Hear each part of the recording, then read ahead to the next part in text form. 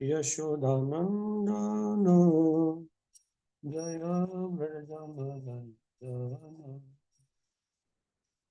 Yamunatiravanachari Jaya Kundari Vihari Jaya Radha Madhava Jaya Kunjavihari Jaya Radha Madhava Jaya Kunjavihari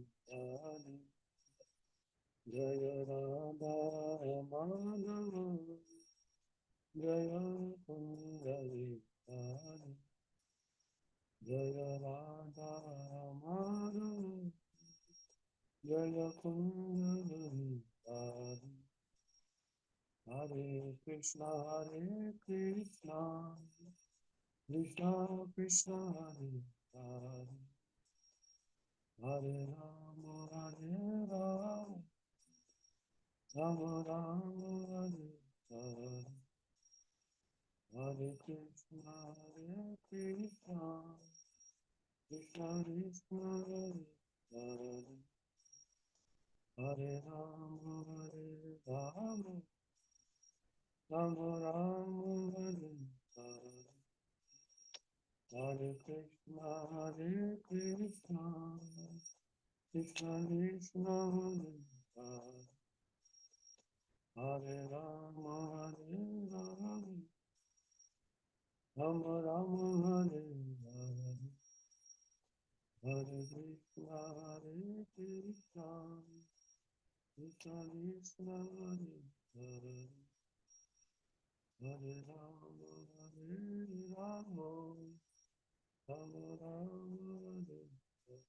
Rama Rama Hare Hare Krishna Krishna Krishna Hare Hare Hare Rama Rama Rama Hare Hare Hare Krishna Krishna Krishna Hare Hare Hare Rama Rama Rama Hare Hare Hare Krishna Krishna Krishna Krishna Hare Hare Hare Rama Rama Rama Hare Hare Jai Jagannath Jai Baladev Jai Subhadra Jai Sudarsana Jai Jagannath Jai Baladev Jai Subhadra Jai Sudarsana Jai Jagannath Jai Baladev Jai Subhadra Jai Sudarsana Jagannath Swami Nayana Patharani Nayana Patharani Bhavati Jagannath Swami Nayana Patharani Nayana Patharani Bhavati Jagannath Swami Nayana Patharani Nayana Patharani Bhavati Jaya Radha Madhava Radha Madhava Radha Madhava Radha Madhava Radha Radha Madhava Sham Sundar Radha Sham Sundar Radha Sham Sundar Radha Sham Sundar Radha Sham Radha Sham Sundar Radha Gopinath Radha Gopinath Radha Gopinath Radha Gopinath Radha Gopinath Radha Gopinath Gauranita Gauranita Gauranita Gauranita Gauranita Gauranita Gauranita Gauranita, Gauranita, Gauranita.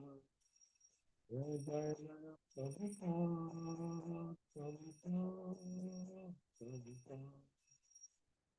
Jai Jaya Jaya Prabhupada, Prabhupada, Prabhupada, Jai Jaya Prabhupada. Jaya Jaya Prabhupada, Prabhupada, Prabhupada, Jaya Jaya Prabhupada. Patita Pavana Sila Prabhupada, Patita Pavana Sila Prabhupada. Jai Prabhupada, Jai Prabhupada, Jai Prabhupada, Jai Prabhupada. Prabhupada ki jai. Gauranitai ki jai. Just a minute, devotees, I am joining from my PC also, so that it become better a little bit. Just give me 2 minutes.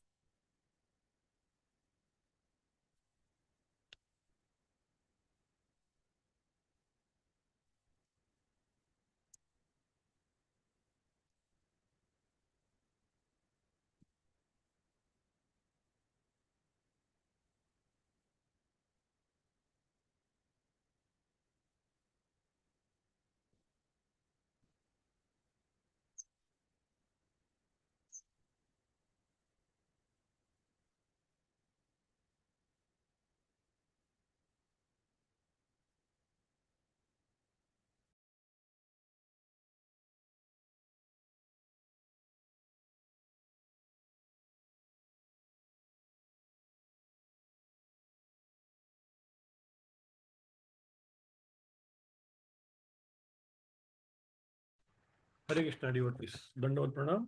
So we'll start the session today.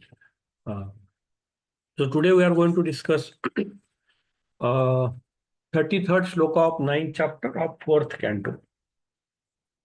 I'll just shortly project the shloka and then we'll discuss.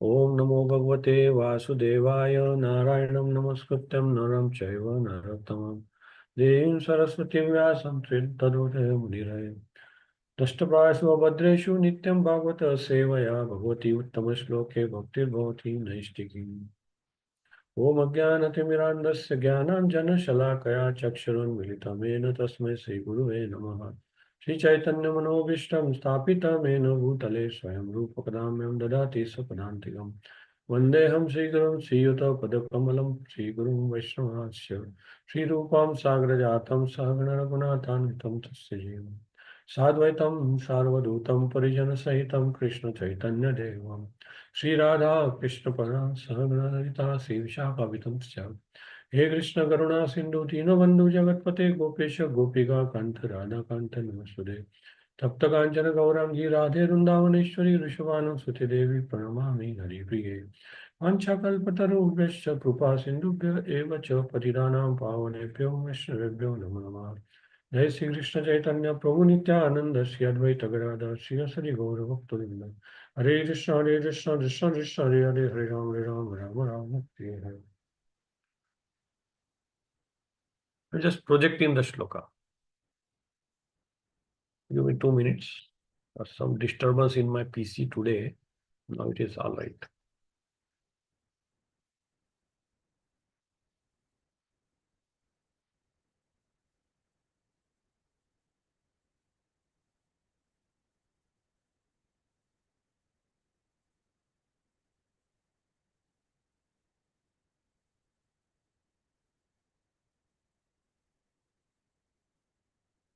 Okay.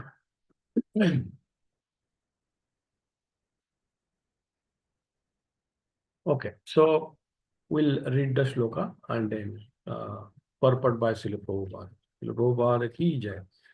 Devi Maya Mubhasritya Prasupta Ena Vinna Druk Tappe Dvitiyasya Pasya Sati Bhatru Vyahadruja.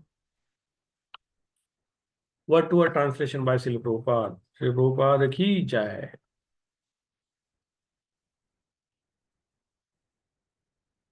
Daivim, the personality of Godhead. Mayam, the illusory energy. Upasritya, taking shelter of. Prasuptaha, dreaming while asleep. Eva, like Binnatruk, having separated vision. Tappe, I lamented. Dvitiya, in the illusory energy. Api, although. Asati, temporary. Bhratrur, brother. Bhratruvya, enemy.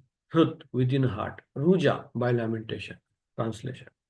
Dhruva Maharaj lamented, I was under the influence of the illusory energy. Being ignorant of actual facts, I was sleeping on her lap. Under a vision of duality, I saw my brother as my enemy, and falsely I lamented within my heart, thinking, they are my enemies.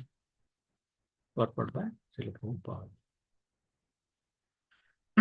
Real knowledge is revealed to the devotee only when he comes to the right conclusion about life by the grace of the Lord. Our creation of friends and enemies within this material world is something like dreaming at night. In dreams, we create so many things out of various impressions in the subconscious mind, but all such creations simply temporary and unreal. In the same way, although apparently we are awake in material life, because we have no information of soul and the super soul, we create many friends and enemies simply out of imagination. Srila Krishnadas Kaviraj Goswami says that within this material world or material consciousness, good and bad are the same. The distinction between good and bad is simply a mental concoction. The actual fact is that all living entities are sons of God or byproducts of his marginal energy. Because of our being contaminated by modes of material nature, we distinguish our spiritual path from another. That is also another kind of dreaming. It is stated in Bhagavad Gita that those who are actually learned do not make any distinction between learned scholar, Brahmana, elephant, dog, and Chandala. They do not see in terms of external body. Rather, they see persons as a spirit soul. By higher understanding, one can know that material body is nothing but combination of five material elements. In that sense, also the bodily construction of human being and that of demigod are one and the same. From the spiritual point of view, we all are spiritual parts and parcels of Supreme Lord, Spirit, God. Either materially or spiritually, we are basically one, but we make friends and enemies as dictated by the illusory energy.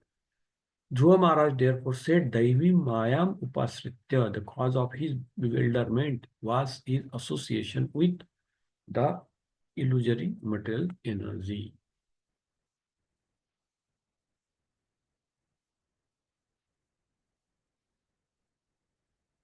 Daivi Mama Upasritya Prasutta Eva Bhinnudru. Tappe Dvitiya Pesyate Bhatru Bhatru Vyah Urujyaha.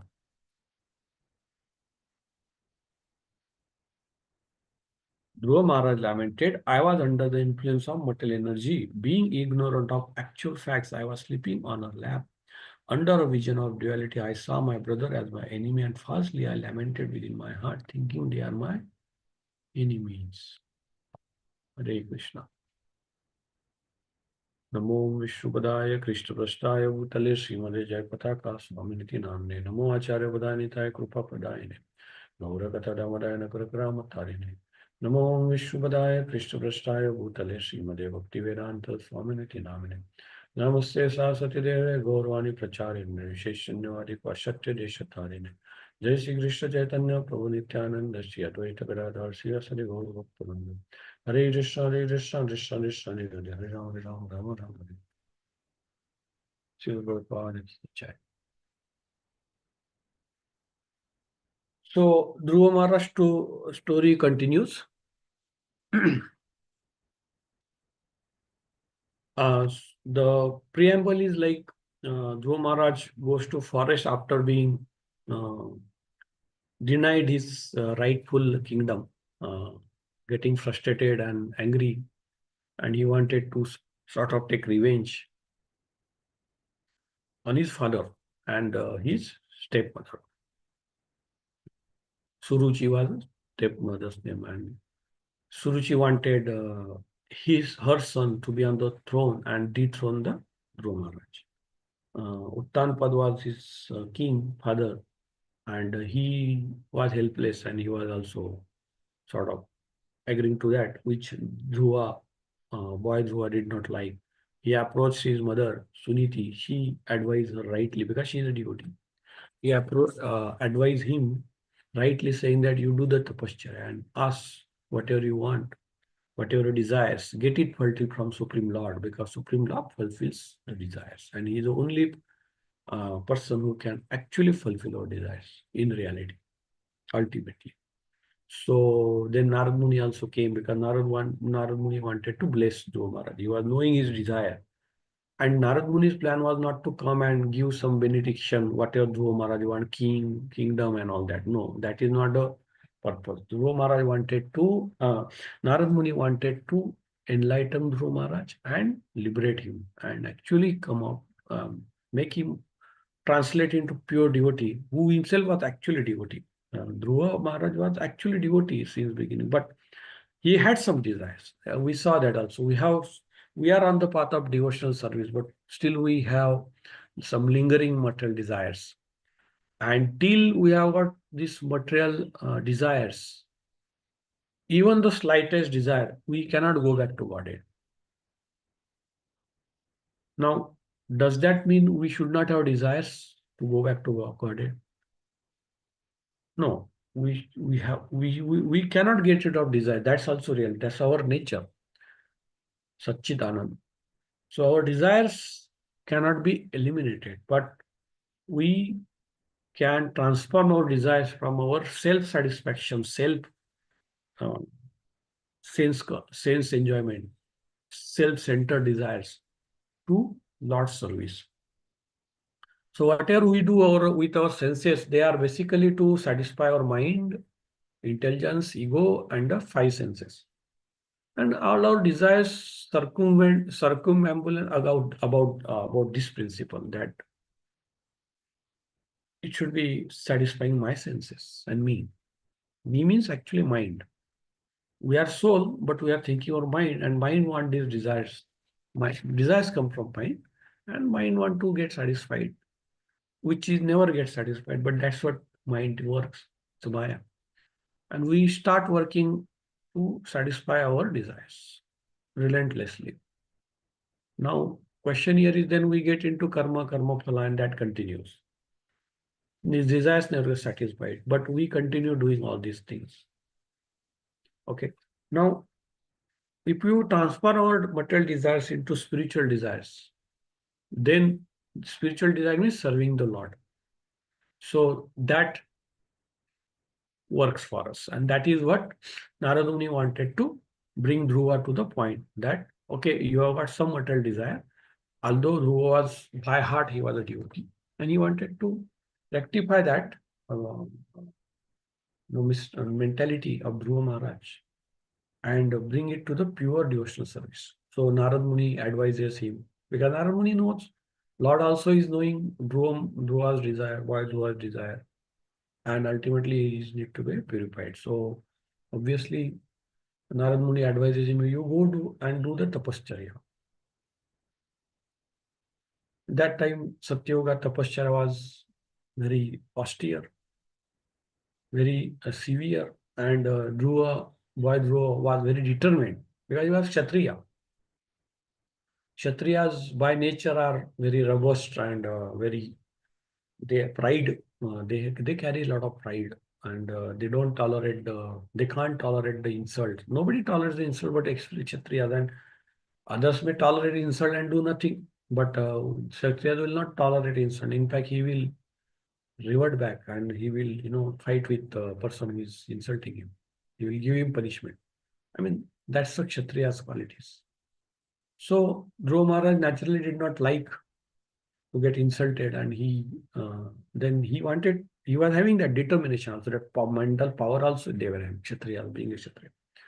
So he decided to actually he desired and decided to gain a kingdom which will be higher than even his great grandfather, that is Lord Brahma.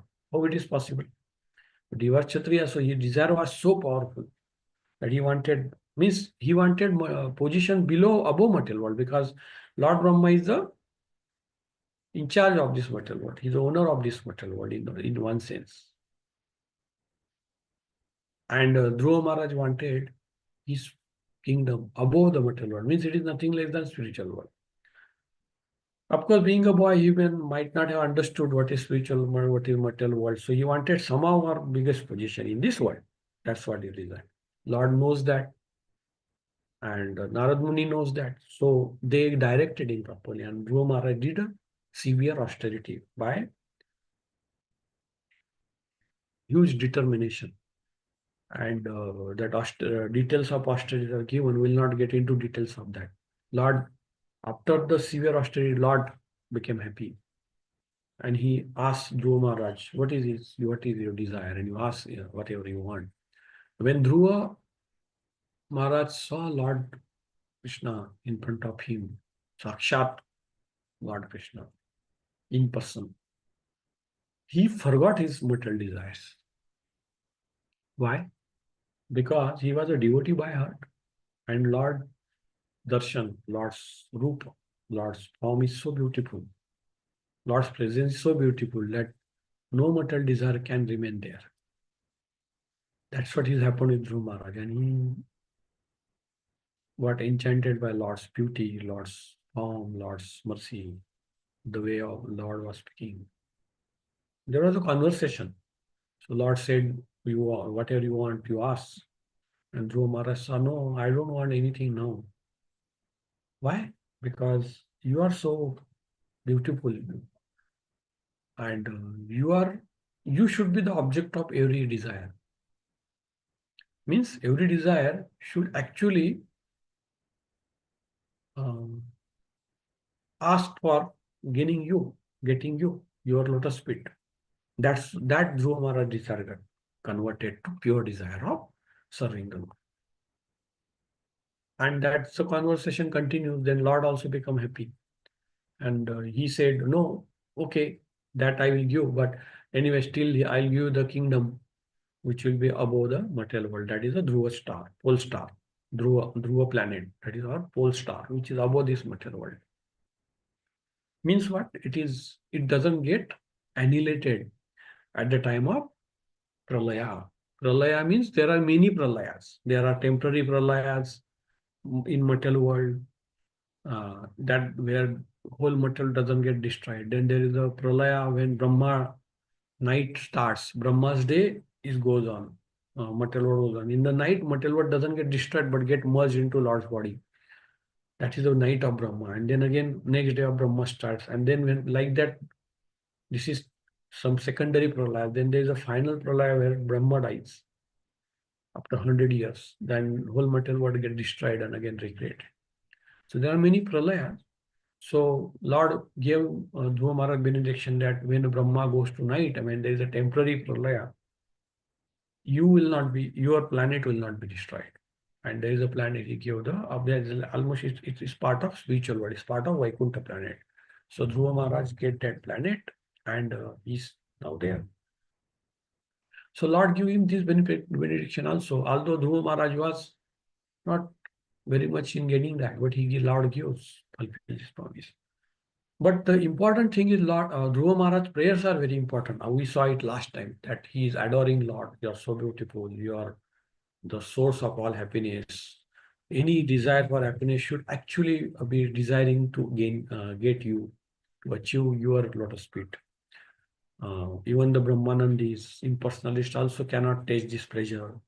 Just your darshan is so, your rupa, your form is so transcendental, so blissful. So like that, Dhruva Maharaj praise to the Lord.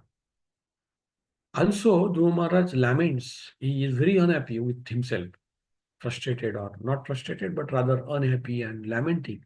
Oh, how could I desire something which is other than Lord's service, Lord's lotus feet? He start lamenting. He say, oh, that's what this shloka is. He says, I have desired highest kingdom. One thing. Secondly, I treated my father as my enemy, as my another cousin brother as my enemy, and somebody I thought as a friend, somebody I thought as an enemy. How I could do this? And he was not happy with him. And basically he was saying because he achieved that highest position After the austerity and Lord gave him darshan and Lord blessed him, he achieved that higher position. And in that highest intelligence, when I say highest position, highest intelligence, spiritual, he got that bliss. And he achieved lotus feet of Lord. In that position, he started distinguishing what he was doing wrong. So Prabhupada writes here, real knowledge is revealed to a devotee only when he comes to right conclusion about life by grace of the Lord. So, very clear. Prabhupada writes that when Dhruva Maharaj achieved grace of the Lord, he he understood the reality. What is right, what is wrong, what is material world, what is spiritual world. He understood that. And material world is the world which is actually made out of illusory energy of Lord, illusory energy of Lord. What is illusion? That's we call it Maya. Means illusory energy means Maya. Maya means we think something is there, but actually it is not. And this current material world is like that. Of course, it doesn't mean that material world is false. No, it's temporary. So that is Maya. Because we are permanent and material world is temporary, it's always changing. It is illusion to us. So Prabhupada writes again in the purport, our creation of friends and enemies within this material is something like dreaming and night. In the dreams, we create so many things out of various impressions in mind, but also temporary and unreal. Prabhupada explains very beautifully here that Prabhupada explains a little bit more about this nature of this material world. It's illusory nature. Illusory nature means what? Illusory nature means basically it's like a dream. So what happens in dream? We think something is there. Suppose we think, oh, we are at the top of the hill and somebody is pushing us. And we get into fear and we wakes up suddenly. Or then it's a dream. Means we think something is real, but it's not real. It is only a dream. That is this material world is also like a dream. Means in the dream, the way we think something is happening to us and we keep concocting. Oh, somebody is pushing us. Oh, I'm enjoying this. Oh, I'm eating this. Oh, I'm embracing some girl. Or I'm beating somebody, or somebody is beating me, or I'm doing something we keep, imagining, which is actually not the case. That is dream. Prabhupada says here, this material world also is like a dream. Now, but does it false? No, material world is not false. It is true, but it's temporary. And why Prabhupada explains further why he's calling it as a dream? Because it's temporary. One thing. And which is not real. What is not real? Our body is not real. Means our thought process of I am this body, or thought process of I want to enjoy this material world through this body, and then is not real. Why? Because we are not body. We are soul. That's why it's not real. Body is real. Body is real. Actually, body exists. Body exists. But we thinking ourselves as a body is not a reality. What is reality? Our reality is soul. We are soul. We are not this body. But since we are accepted body as a self under our own influence of Maya, due to our own karma, due to our own desire, we are accepted that. So we keep thinking, oh, this material world is there. So what happens is then we have got body, we have got body relations, we have got bodily transactions, we have got bodily happenings, conducts, and we keep doing so many transactions with this body. It's a tool, senses. Suppose we eat gulab jam. So we are using our body, tongue, to taste it. So our interaction is happening with gulab jam, which is a material world. Our body also is material world. Senses also is material world. And we are thinking, oh, I'm enjoying it. Because we are using our body and we are thinking our body. So we get attached to this and we want more and more like that. Then we develop relations, we develop so many paraphernalia to enjoy our body, social order, family, this, that. So all this keeps piling up. Uh, and we keep thinking that it is for me, it is mine, it is relation to my body. And we keep working on it. We keep spending time on it. And the problem here is we forget we are soul. This is one problem. Why it is a problem? Because if we don't think we are soul, means we are denying the constitutional position of soul. What is the constitutional position of soul? Satchidanand. Sat means immortal. We never die. Chit means fully knowledgeable, and Anand means blissful. So we deny this to ourselves. Our soul is actually blissful, originally happy. We are knowledgeable. We are immortal. But we are thinking we are body. And hence we deny this soul's constitutional position. And what is bodily characteristic? Body die. Body get destroyed. Body is full of miseries. Little bit pleasure, more miseries. Pleasure from senses, which is illusory senses, which is the illusory sense, illusory happiness getting out of senses at the level of platform of mind, not soul.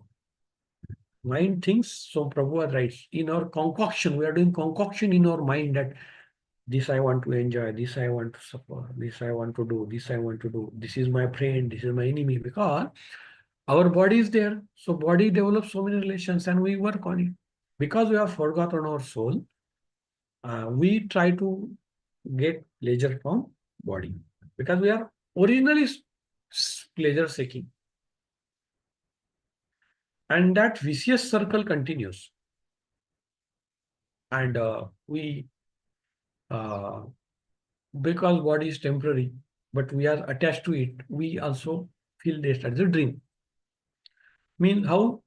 So because body is there, body is going to get changed. Body is, you are going to die. We are going to, so we are going to lament that, oh, I am going to lose this body. And sorrow comes. Because when we lose the body, means we lose somebody.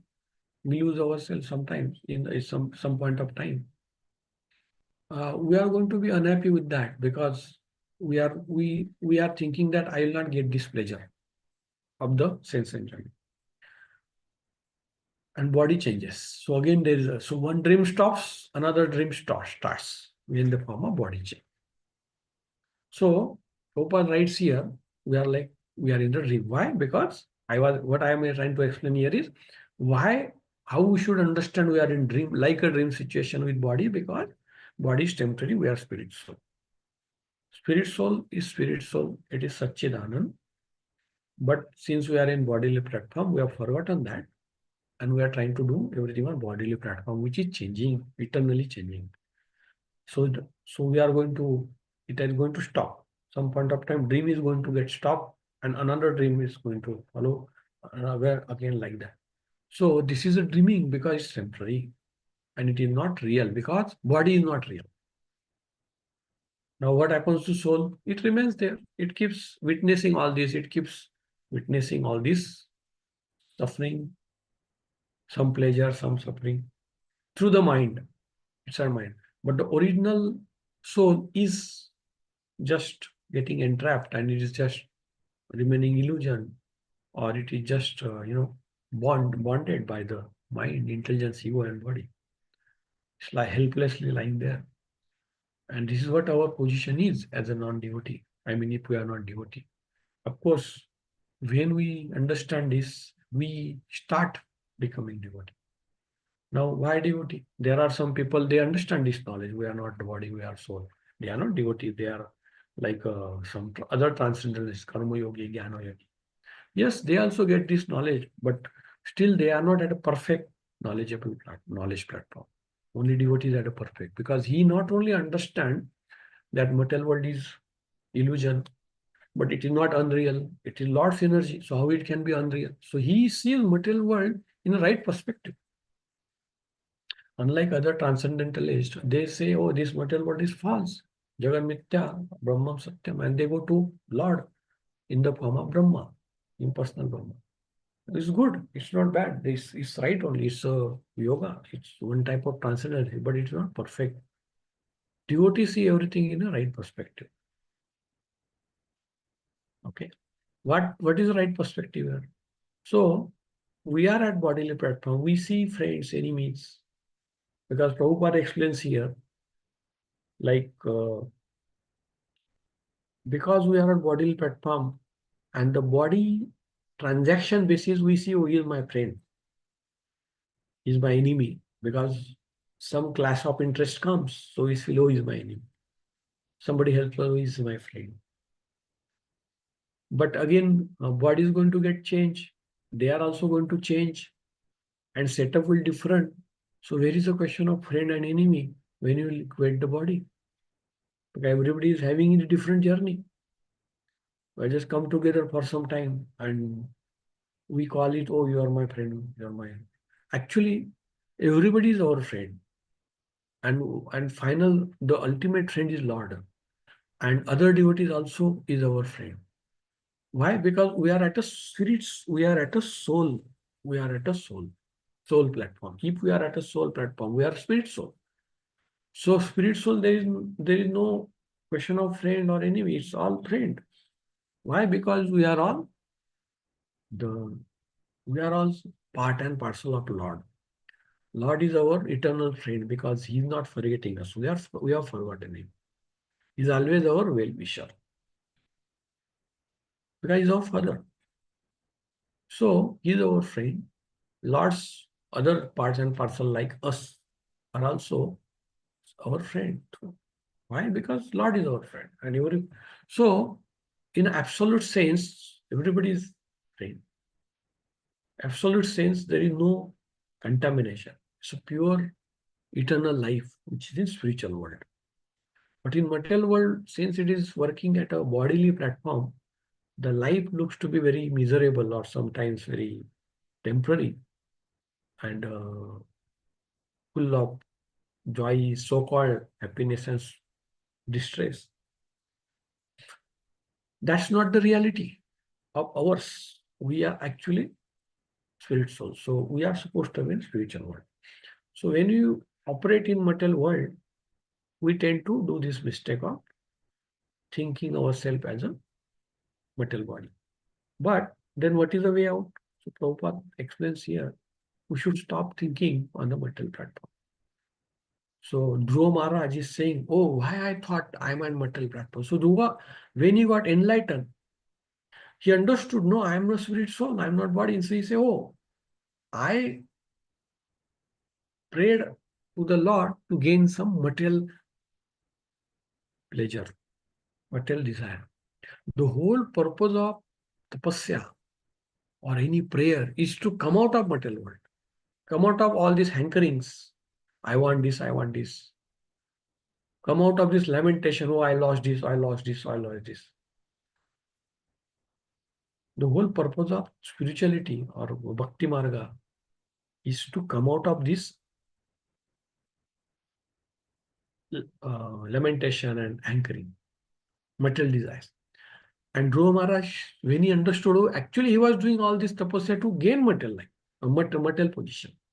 So he said there is an apparent contradiction and foolishness. So he was self-blaming. He was very guilty and he was asking Lord to pardon. That's the nature of devotee, because devotee will accept his sin immediately and ask for pardon with all humility. Because he said, without Lord's mercy, it cannot be on pardon. So Dhruva Maharaj was actually doing this. So in this shloka, Dhruva Maharaj says, I saw somebody enemy, somebody friend. Means basically he's saying everybody is at a soul platform, everybody is pure. And instead of seeing everybody as a soul, I saw them at a bodily platform. And although I am a devotee did that mistake. So he was thinking, it was not befitting to his position. So when he understood his real position, he understood, oh, I have done this mistake. So he was asking the pardon from Lord. Lord, that please forgive me. And that's how it is. So all that illusion got removed by the Lord, saying that, okay, so you now reside on the eternal planet of Dhruva planet, and it will not be destroyed, and you will be eternally living there as if it is a spiritual planet, part of Vaikuntha Loka. So material world is there. Above material world is a spiritual Dhruva planet, and then after Dhruva planet, spiritual planets will start. So this is how Prabhupada explains it somewhere. So the point to be understood here is in the material world, we need to start removing this illusion that I am not this, I am this body. We have to remove this illusion. And we should start understanding that we are all at spiritual soul. We are all at soul level. And we should act in such a way. Now, how to do that? See, we cannot understand our eternal constitutional position of soul without understanding super soul. It's Lord. It's not just sufficient to say that, oh, I am a soul, I am soul, I am not body. That is all Brahma Gyan. But who created you? From where you came? Who created this material world? Who is controlling this material world is also important. Because if you want to understand your own identity, you have to understand the holistic view of who is actually behind all this. Is it not? Suppose you want to see yourself, you need sunlight. You yourself has got eyes to see, agreed. Power to see, agreed. But without, if there is no sunlight, it's dark, you cannot see yourself. You cannot see anything. So that way, Lord's mercy, Lord's connecting with Lord is like a sunlight, knowledge, through which you can understand ourselves also and see the Lord also. So when you understand self, you understand super soul, Lord also. And when you understand super soul, you start understanding what you yourself. Both things go at a time. There is nothing like I will only understand myself and then Lord, I don't know. I don't have anything to do with Lord. No. That's why devotional service Bhakti Yoga is the topmost because it addresses all the issues holistically. Who is Lord? Lord's features, Brahma, Paramatma, Bhagwan. Holistic understanding of Lord. Other transcendentalists, they accept Lord, but they say his Lord is Nirakar, formless. Somebody say, oh, Lord is everywhere. Everything is Lord. That is also true. Both are true. But the most important truth is Lord is also person. He's a super soul and everything is coming from him. He's a person. And we have got some relation with him, holistic knowledge. So that's why devotional service takes you to that knowledge, where you understand who is Lord and who are you. You are a servant of Lord because you are part and parcel of Lord.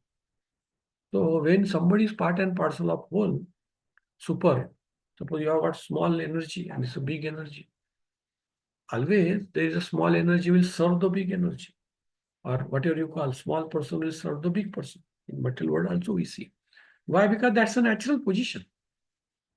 The subordinate has to serve to the super soul. So we are like subordinate. So he has to serve the super soul. That's our natural position. That is also natural constitutional position. To be servant is our constitutional position. We are not master, we are servants. Now who's servant? Currently we are servant of self, servant of our mind, servant of our body. We have to become servant of Lord, who is the master of all of this. Master of us, master of other living entities, master of this material world, master of everything. Why not to serve the master who is ultimate master? So this is a way we get enlightened slowly when you come to the devotional service. And we stop seeing my friend, my inner. Because in Bhagavad Gita also says that uh, Vidya vina sampanne brahmane gavihastini. Suni chaiva swapake cha pandita samadarshina. Pandit means knowledgeable person, devotee. Samadarshina means equally see all. Whom he will see equally. Brahman means highest knowledgeable person in this material world. He see dog also same, elephant also same. Chandala also same. Chandala means the lowermost human being who eats dog's meat. All are animals. Somebody is human, somebody is less human, degraded human, somebody is human, perfect human being, Brahmana, somebody is animal. Now, what it means? It means what? It is basically to change your vision, how we see it. It's not that you will see Brahmana and dog as same. It's not really that way. Means you cannot behave, you cannot interact with dog the way you interact with Brahmana or vice versa. You cannot do that. With dog, you have to maintain a distance, and you cannot sit with him and sing a song or understand the knowledge from him. Or you cannot go nearby him and, you know, he will bite you. The dog will bite you. Brahmana, you can go learn from him, understand the knowledge. You can interact with him. You can touch his feet. You can be with him like a friend. So there is a difference. You can transact with this, but that is a bodily level. So when Bhagavad Gita says you should see everybody same, doesn't mean you should behave or transact with everybody same way. No. The bodily, based on the bodily features, you have to transact accordingly. But the inner respect should be same for all. We should ultimately see all our soul. At that particular instant, they are in different bodies. So that has to be respected. But the most important thing is they should not be you should not reciprocate them in that way. You should not disrespect anybody. That's the real thing. Even though somebody is dog, somebody is chandala, somebody is, you can give respect to everybody because they are at a soul level. That, and this is more of an inner feeling than external. External transaction can differ depending on situation. But inner ways, you should say, oh, they are all same. So when you start seeing such a equibalence vision, equal vision, balanced vision, you will basically, why we are to do this? Because we are trying to come out of this illusion of material life. We are trying to come out of material platform, material nature. We are trying to go bodily platform and going to soul platform. So when you want to go to soul platform, you have to see yourself as a soul. You have to see others also as a soul and transact accordingly in the context and slowly come out of it. Basically, it's gaining knowledge and we are applying the knowledge. Like for example, the other way also, it's Lord says in Bhagavad Gita, you should tolerate heat and cold. You should tolerate insult and adoration, reward and insult. You should tolerate sukha and dukkha. You should tolerate uh, jaya and parajay, means winning and loss. You should tolerate something you gain, something you lose. Tolerate. Why? Because these are all external to body, gain or loss, insult or the reward are at the bodily platform. So why we should tolerate? Tolerate means we become ignorant or not ignorant. We become indifferent to this, indifferent to this. So once you become get practice to become indifferent to that, means we are not getting affected, means we are coming out of its influences, which is a material world. All this sukha dukkha, mana apman, happiness, distress, heat, cold is given by material nature to us on our body. So when you start ignoring it or indifferent, becoming indifferent to that, you remain unaffected. So basically you work at a soul level. Means when you start working at a soul level, actually you become indifferent. It's both way. You should make an effort to become indifferent to this, not get affected by this. You should your effort. When you do that, you try to connect to soul, your soul. And when you start understanding your soul, gaining knowledge, practicing your soul, connecting with super soul, implement, practice Bhagavad Gita, practice devotion service. You also become indifferent to das automatically. It's both way works. So it starts completing the cycle in positive way. We see a circle gets reversed and you get informed. So the whole idea here is to tolerate or understand this material world by knowledge and behave in that way that yes, I am a soul. And slowly you will become permanently happy. Even in this material world, although I said, oh, this material world is temporary, we see everything, and Bhagavad Gita says, Bhagavatam says that all your bodily relations are temporary. That doesn't mean we should disrespect these. So we have got family, we have got society, we should not disrespect them externally, neither internally. But we should see that ultimately it's a material platform, and we should not get too much engrossed into that. We should be aloof and we should transact simultaneously with them. It's not only sufficient to transact with just for the sake of formality or diplomacy. No, actually, we should be very compassionate to your friends, family members. Compassion means what? You also try to bring them from their illusion. You are coming out of illusion, try to bring them from their illusion because they are soul. Actually, only devotee can be somebody's friend in real sense. Only devotee. If we are not devotee, we cannot be others. We may claim, oh, I am your friend, he is my friend. If we are not devotee, there is nothing like friendship. It's all selfishness. Based on some, oh, I want this, that's why we are working together. Or we are families together. We are enjoying together. That is because we have got our own desires to satisfy. So we become friends. And if doesn't get satisfied, we become enemies. But that's not. But real devotee can become friend, even in the material. He's a real friend because he's trying to enlighten you also. You is so-called friend. And who is your friend? Because who will give you the ultimate liberation, ultimate knowledge, ultimate benefit, ultimate uh, benefit. What is the ultimate benefit for anybody, for any soul? To get out of this material world and go to spiritual world. There is eternal happiness. We are trying to be happy in this material world. If somebody makes us permanently happy in spiritual world,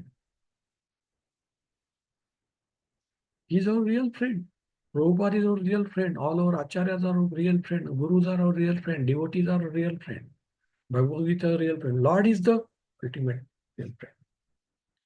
And that is what friendship means in devotion. In devotion life also there is a friendship. In material world also that friendship is there.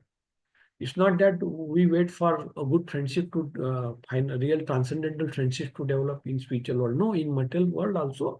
That's why all this is Prabhupada gave us ISKCON, because that is to develop the real friendship with the devotees and to understand what is meant by real friendship and real feelings and real happiness that is going from spiritual world. So in material world also spiritual world exists. It's how we see. Our consciousness has to be changed. And once you change your consciousness and become Krishna conscious, the material world also is spiritual world for us. But it's ultimately Lord's energy. We don't distinguish between material and spiritual world once you become perfect. Of course, there is a distinction, but not in consciousness level. Transaction level, yes. Let's try to understand this. So, Dhruva Maharaj ultimately laments, oh, such a big benediction was in front of me, Lord himself, and I was asking some foolish kingdom, material desire. That is the situation of us also. We also go to Lord and ask some material desires. Oh, I want this, I want this, I want money. We don't ask Lord, oh, please take me out of this material world. Please bless me of your knowledge. Please make me permanent happy. Please take me at your service, which is my constitutional nature.